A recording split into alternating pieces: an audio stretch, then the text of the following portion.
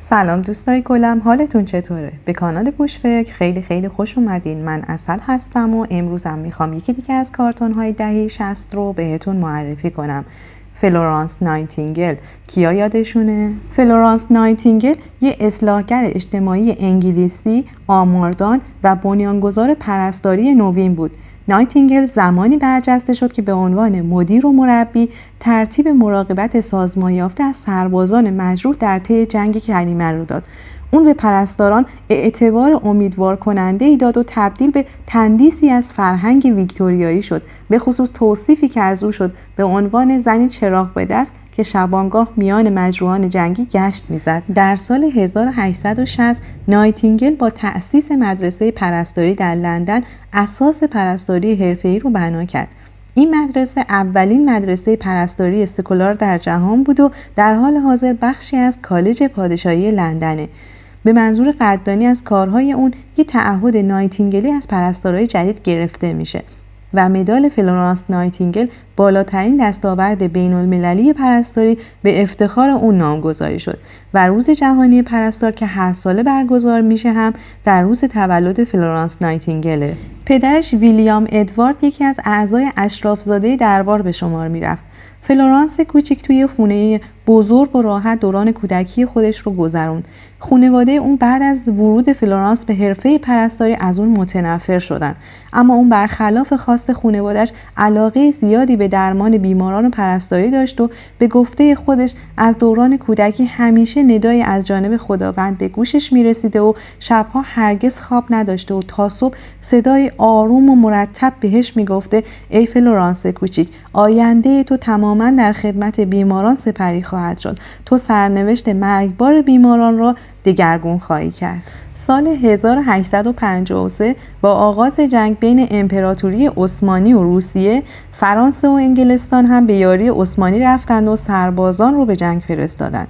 اون زمان تیتر روزنامه‌های لندن خبر از جنگ و توصیف اوضاع وخیم بیمارستان‌های نظامی انگلیس رو میداد.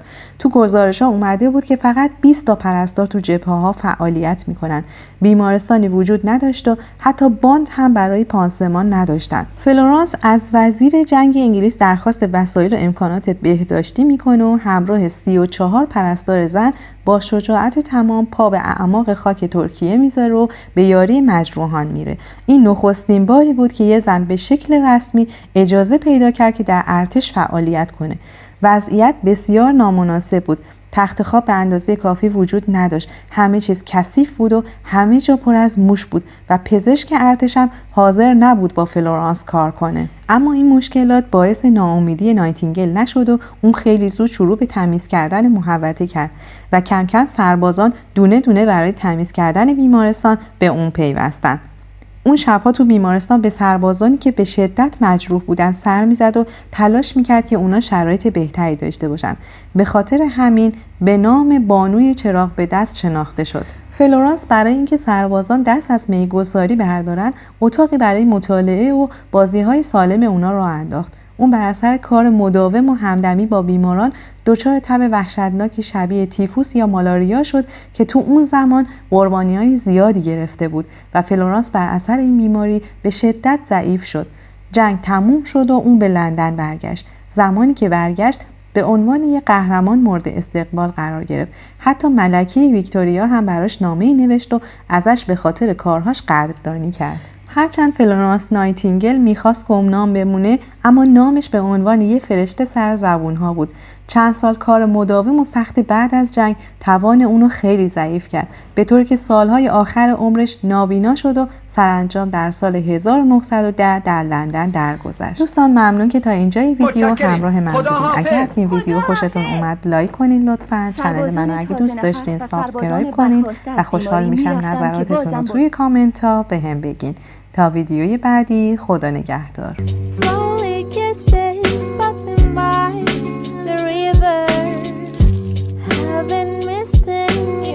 Strawberry cake.